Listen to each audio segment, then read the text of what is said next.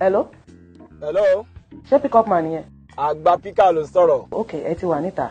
Yes ma. All right, I'm coming. Ẹ káàárọ̀. Ẹ káàárọ̀ ma. Abẹ́yìn ni ẹ fẹ́ wá pick wa. Èmi ni Agba pika. Mora, say good morning. Good morning. Ṣé kí lẹ korúkọ ẹ̀? Mora. Mora. Ó yá, ẹ máa bọ̀. Uncle. Yes. Ẹ má bínú o, mo ní mo fẹ́ bi yín. Kí ló dé tó jẹ́ pé mọ́tò ńlá mọ́tò bọ̀gìnì báyìí lẹ fi ń ṣe pick up? Sherry madam, question tẹ́ béèrè yẹn, question ẹni tó ní làákàyè ọlọ́gbọ́n ènìyàn ni. Ṣé nígbà tẹ́ fẹ́ wọlé lẹ́ẹ̀kan mo sọ fún yín, mo ní Agba pika ló wá bí. Ó ga. Dẹ̀ mọ̀ nǹkan kan Sherry mọ́tò tẹ́ wà nínú ẹ̀yìn òun ló kéré jù. Mo ní Lexus 2020, Lexus 2021, 2022, 2023. What? Kálíbà àwọn èèyàn tá a bá fẹ́ lọ gbé, tó bá make request òun la máa fi lọ gbé. Ó ga. Mi máa ń gara ni Agba pika, iṣẹ́ pika yìí náà ni. Ṣé ẹ rí láìpẹ́ láì jìnnà, ẹ máa rí ṣọ́pà nídìí mi. Helicopter. Mo fẹ́ fi máa gbé àwọn èèyàn from one state to another state. Kí government kọ̀ fún mi ní landing place tó tán. Ṣé ẹ rí tí n bá wá ṣe rí pé Ọlọ́run wá fún mi ní àyè yẹn tó kàn gbé àga fún mi, mo máa ra jet. Jet yẹn ni mo máa lọ káàkiri from Dubai to Mexico, Austin, Texas, West Tango. Tó bá dẹ̀ ní CC, mo máa lóde. Tó bá ní cash app, mo máa gbà. Tó bá lo 073, mo máa bí ilẹ̀. Tẹ́ bá wá ní client, mo máa dé pa. Jésù! Nàyà mùmú náà too much. Lórí iṣẹ́ píkà yìí. Bẹ́ẹ̀ ni o. Ọlọ́run á máa fún yín ṣe o. Àmì o. Tóbi mùmú. Uncle, ẹ jọ̀ọ́ ẹ má bínú ẹ jọ̀ọ́. Ẹ bá mi páàkì níwájú mẹ́ẹ̀. Mo fẹ́ gẹ̀ẹ́tì nǹkan fún ọmọdé yìí. Ẹ má bínú ẹ jọ̀ọ́.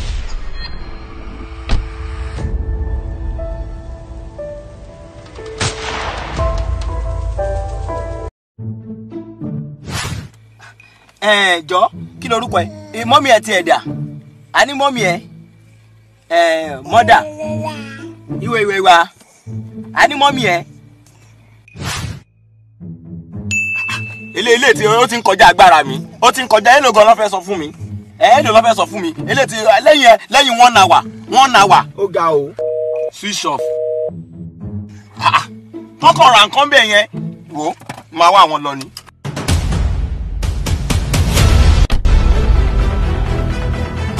Ẹ má bínú jàre màmá mọ ìtò wá bíbá yín sí ni mo ní kí wá béèrè. Wọn wá ra kankan mi ò rí wọn o. Kí lẹ wí mà? Mi ò rẹ́ anybody ń bí. Wọ́n làwọn fẹ́ ra nǹkan fún ọmọ. Wọ́n wá sí bíbá yìí o. Bóyá tó bá di ẹ̀ bá ń gbé fún wọn. Mi ò gbé bá gbọmọ lẹ̀ bá gbọmọ sílẹ̀ bá kọ lọ́pàá.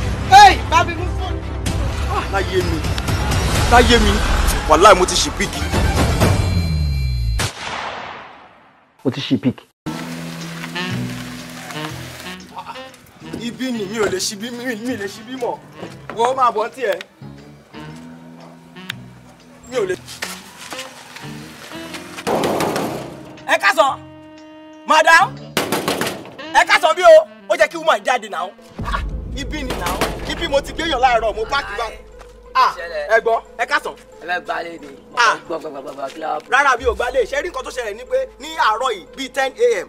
wọ́n make ride torí èmi máa ń gbé àwọn èèyàn kiri èmi náà pè ní Agba pika ẹ wojú mi tẹ́ ẹ bá tiẹ̀ mọ̀ mí ẹ máa mọ ọmọ yìí ẹ wọ ọmọ yìí. Mo gbé woman yẹn kò tí ì ju 1 hour 30 minutes drive wọ́n kàn sọ wípé àwọn fẹ́ ra nǹkan fún ọmọ àwọn supermarket yẹn ṣé ń gbọ́ mi dáadáa sà mi ì rí woman yìí mọ́ mo wá wò pé tí n bá tẹ̀ rí wọn supermarket mo ní láti wá jẹ́ kíni dá ọmọ padà ìyẹn mo fi wá sí mo ti ń gbá gẹ́ẹ̀tì sí kò sẹ́ni tó dá mi lóhùn Ọlọ́run ló fi yín ṣe kíní fún mi. Ṣé nílé ilé? Ilé yìí ni sà. Kò sí ọkọ tó ń gbénu ilé yìí sórí èmi tó ń wo yìí estate agent lèmi. Irọ́ ni. Mò ń rìn káàkiri mò ń wá àwọn ilé káàkiri ni in fact èèyàn mẹ́ta mo ti mú wá sínú ilé tó fẹ́ wá gbalẹ̀ bọ́lá pé ilé yẹn gara ọ̀sáwòrán pẹ́ state la everybody wà ó ga gan nǹkan tó yẹ kó gbà nìyẹn. Ohun tẹ́ ẹ sọ sí pé kò sẹ́ni tó ń gbénu ilé yìí. Mr. Pika fara ẹ̀ balẹ̀ mi ń sọ nǹkan fún ẹ tí ò gbọ́ nǹkan tí mi ń sọ. Ọmọọba ilé tó ń wò yìí estate jẹ o ilé yìí wọ́n fẹ́ gbé lẹ́nu tó bá fẹ́ gbà yẹn ni kò sọ torí má wàá pẹ́ ń bí ó ti yẹ má pẹ́ nu estate yìí torí security wà káàkiri ó dẹ̀ mọ̀ pé gbọ́mọdá ni ó dẹ̀ mọ̀ nǹkan tó lọ ń gbòòrò ń sìn. Ọmọ yìí náà máa jọ yín tó bá tẹ. Wá kí ló ṣí ẹ o fẹ́ kí n left ẹ ṣá àwọn tó ń fọwọ́ kàn mí náà. Wá jẹ́ kó máa pọ̀ létí ẹ̀mí sọ fún ẹ tó bá pẹ́ jù ń bí báyìí wàá rí kó máa wò. Ibi mo ti gbọ́ wọn láàárọ̀ lágbo mẹ́. Má bínú dúró pẹ́ bẹ́ẹ̀. Ó ti yé mi. Bẹ́ẹ̀ tí ò gbé yàn á pé. Agba pika mú sọmọ píkì báyìí o.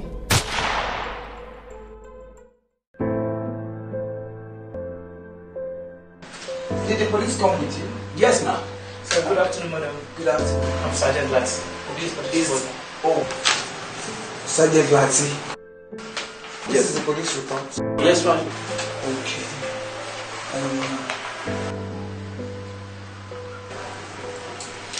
From what I've been able to read from here, from the police report, it's looking like you want to adopt the child. Yes, ma'am. Will you go into the police station to report yourself? Yes, ma'am. It's a beautiful one. Thank you very much, ma'am. But there are some vital information I need to ask you. And if you pass it, that means you're qualified and capable of taking care of the child. But if you're not qualified, then I'm afraid we'll have the child to ourselves here. One is, who is she? She's my younger sister. He's my older brother, ma'am. Yes, ma'am. Are you married? No, ma'am. Are you married? Right, ma'am. But money fiancé, ma'am. And in fact, unlike Omo. How can you tell me? See, let me explain to you. If you were married, it's a different thing. Your fiancé comes to your house once in a while and goes back home. So how do you take care of the child? No, ma, I'll take care of her. Even if she go forever, I'll take care of her. Yes, ma'am, that's true. She Friday. Man on Monday, and my sister is here, and she's going to take care of her. No, we stay together. Yes. Even if she goes forever, I'm going to take care of the child. She's my sister, younger sister. You want me to believe you? Yes, ma, I'll really take care of her. Yes, I'll take care of her. Because as I'm releasing her to you, Yes, to the both of you, to him especially, we're going to send her staffs that will be coming to that house often. And we're not going to inform you when we are coming. Yes, ma'am. But we will come there to come and monitor her. No problem, Okay? Yes, ma'am. What's your name, sir? My name is Amokade Olatayo, aka Agba Pika. Agba Pika. What do you mean by this Agba Pika? Nǹkan tó ṣẹlẹ̀ ní pé tẹ́ bá need ride àbí ẹ need fẹ́ jẹ́ kéèyàn gbé yín káàkiri from one location to another location. Mo máa ń gbé àwọn èèyàn lọ. So you're a Uber driver. Then I take people from one location.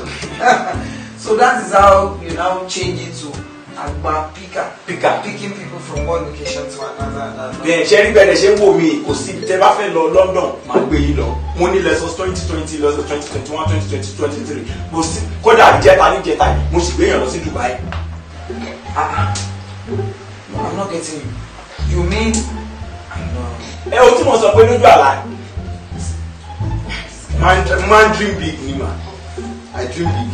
Okay, no problem. Can I have your phone number, your house address? Ó yá fún wọn ní phone number. Okay, who is going to be your next of kin? Mr. Amokade Olatunji. Mr. Amokade. Mr. Amokade. Agba Pika. Yes, Agba Pika. Anyway, we will put your adoption request into consideration as soon as possible. After all the staffs goes into your house, inspect and see that it's conducive for the child, then we'll give the child to you and it becomes yours. But meanwhile, we will still definitely be coming around to inspect her time to time, if you don't mind. Thank you very much. Thank you very much. Nice meeting you. I hope to see you and celebrate with you later. Bye-bye. Thank you. Kí ni yẹ mi sí? Mú mi máa tọ́jú ọmọ yìí. Mo máa tọ́jú ẹ̀ náà. Ẹ̀kọ́ lẹ́yìn oṣù kan sí fẹ́ lọ gbọ́kọ̀ mi sí gbogbo oúnjẹ àárín. Mo mọ̀ kó máa lọ bọ́kọ̀ ẹ̀ sí Mo gbogbo. bẹ̀rẹ̀ máa tọ́jú ẹ̀, mo sọ fún yín ẹ̀gbọ́n mi. Ṣé o tún máa padà sẹ́yìn jẹ́ mi sí? Mo ní mo máa tọ́jú ẹ̀. Mo ti gbọ́ ẹ̀. Yẹn ni wàá fà mí kó wájú kìíní. Ẹ má bínú. Jálọ jàre.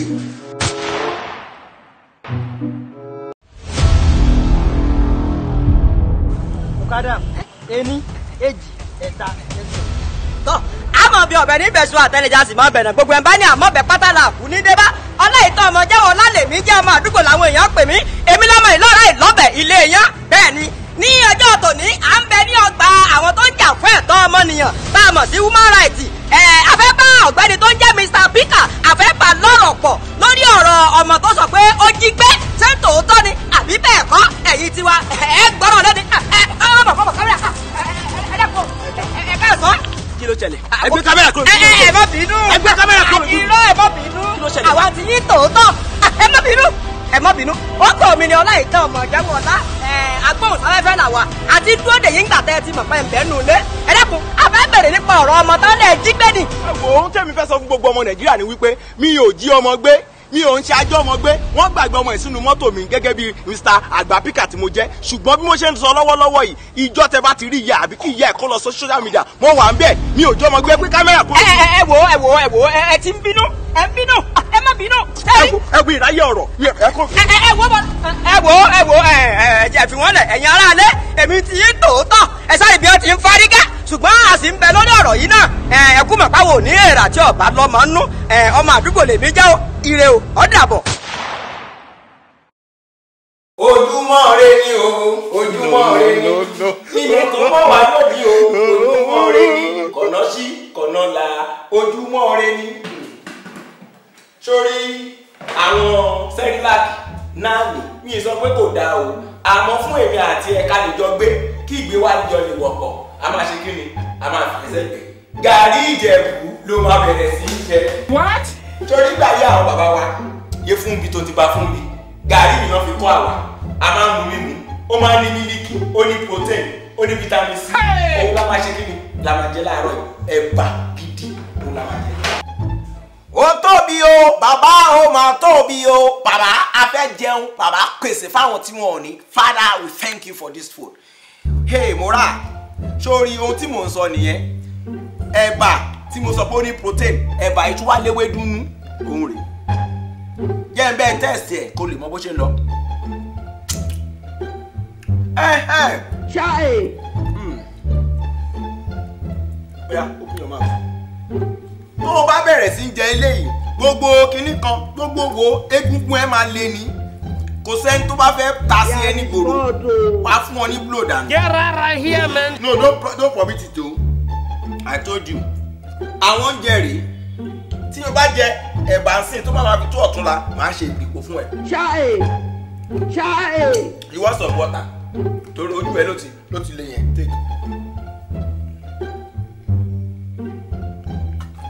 Àwọn bàbá wa tó ń jẹ ẹ̀bà nǹkan tó ń ṣẹlẹ̀ gangan lélẹ̀ ẹ̀bà tó bá jẹ́ dáadáa kò sọ̀rọ̀ kánsà láyé ẹ̀. Jésù gbé gungun ẹ ló máa lé protein ló wà nù ẹ̀. Good girl. Oh, mo ra ìṣègùn ìyá yo. Mo ra ìṣègùn ìyá yo. Ẹ̀bà òun ló yà láti máa jẹ. Ẹ̀yin ará mi tẹ́ bá fẹ́ jẹ́ kí ọmọ yín ní protein calcium pẹ̀lú vitamin C ẹ fún wọn lẹ́bàjẹ́. Mo ra. Why are you crying now? Kí lè kọ́ mi sunkún?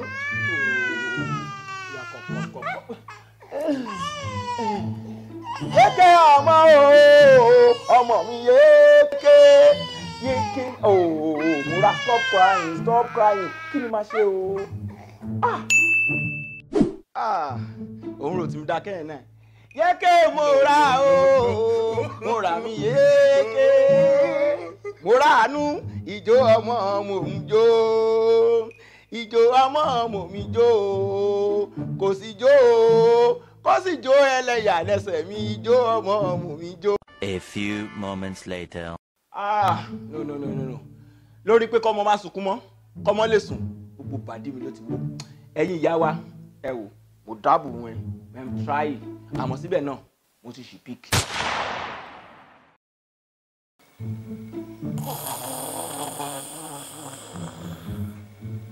bó ṣe hàn ilé kan sùn ni kò tiẹ̀ fọwọ́ kan yàn. Babe, what is going on here? Kí ló ṣẹlẹ̀? Like, ṣé ọmọdé máa tó sit pẹ̀lú wa lórí bẹ́ẹ̀dì mi báyìí? Mo ti sọ fún ẹ pé long story ní òde. Long story? The baby is sleeping. What are you telling me? Ṣé ọtí bí máa sùn lórí bẹ́ẹ̀dì papọ̀ ni? Mi gbé lọ sí yàrá ẹ̀. Kí ló ṣẹlẹ̀? Babe, what is all this? Yeah, baby. I'm ready to give it to you. Yes, baby. Edi ọ̀nà ni màá gbà. Hey, Agba pika. Come on, give it to me. Let me pick your pick. Come on, give it to me, baby. Yeah. Fuck. What? Mora. 1 minute. Not. Carl. Baby, bye. Come on, baby, bye. Come on, Ó ṣẹ̀ṣẹ̀ sùn. báyìí Oya. fọkànbalẹ̀. Mo bẹ̀ tún lè bèbè. Èmi máa ṣe tán lálẹ́. Mo fẹ́ bá ìdílé ìlérí ẹ̀. The way you want it, I'm gonna give it to you. Fọkànbalẹ̀. I love this shade. Yay! Hey! Mura! Baba! Mura! Bọ́tà kúlọ̀bà! Baby. I don't want to eat bọ́tà kúlọ̀bà! Mo kúrò dáadáa. Mura ni. You only you waka come. It's finally so. Hello. Hello. Ìfẹ́ gbọ́n ní sílẹ̀ lọ́wọ́. Ó sùn kọ̀ọ̀kan mi. Tó bá jí gan wò lọ sí kọ̀ọ̀kan mi. Bọ́ sáré níbẹ̀ bọ́ ṣe kò tẹ̀lé ṣe. Abẹ́bọ. Abẹ́dúfẹ́. Abẹ́dúfẹ́. Má bàyẹ̀ mi jẹ́. Mura! Ó já mi lára jẹ. Èmi! Ṣé ó easy ni? Èmi Agba Pika! Ṣé ó easy fẹ́ ṣe mí léṣe? Fún káwọ́ mi di adopted na ni mo dẹ̀ tún try. Wọ́n náà tún abuse. Bẹ̀lẹ̀ káàbọ̀. Òun neglect mi, òun fi mi bọ́mọ kan sọ̀rọ̀. Kí ló ṣe ó easy bẹ́ẹ̀ ni? Ṣé kọ́ ọmọ bá kéèkì má lè tọ́jú ọmọ? Ẹ̀gbọ́n ló bí ni, ṣé ọmọ ẹ̀ ní kí ló ṣẹlẹ̀? Ó ṣẹ̀ṣẹ̀ yé mi ni o. Kí ni? Ó ti wá yé mi o. That's what? Mi ò sún bí. Oh, babe! Má ṣe bẹ́ẹ̀, babe! Babe! Kí ni bó yìí ṣe bẹ́ẹ̀?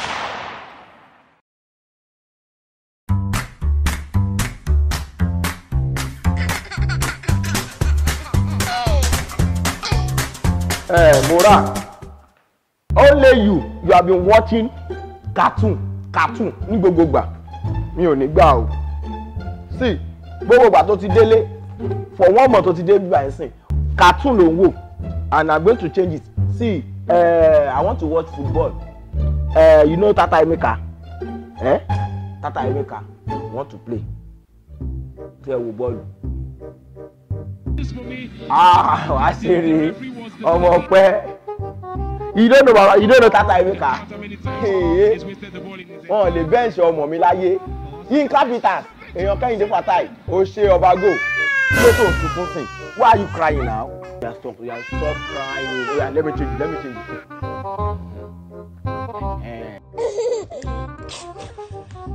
Cartoon yìí ṣá gbogbo ọmọdé ló like cartoon. Tom and Jerry ta. Just hurry wo ball 2 minutes. Wait. Regardless of the strength you possess. Wá ṣeré Yínká Peters ọmọ. Ilẹ̀. Kẹ́hìndé pass fún Yínká Peters. Ilẹ̀. Ijebu. Kí ló tó sunkún náà? Máa wo cartoon rẹ̀. Èmi mo nílé, èmi mo sanwó subscription, èmi mo ní TV, èmi mo sanwó ilé, ó kàn ṣe kíni wàá máa sunkún for over 1 month nísìn mi ò lè gbádùn bọ́ọ̀lù. Kí ló tó ṣe báyìí náà? Múra mi ò like ẹ̀ náà. Gbà wo bóyá kò máa wo bọ́ọ̀lù ẹ̀. Kí ló dé? Ṣó fẹ́ pa mí ni? Máa wo cartoon ẹ̀. Ó já mi lára jẹ. Be watching your cartoon, don't worry. Ijebu.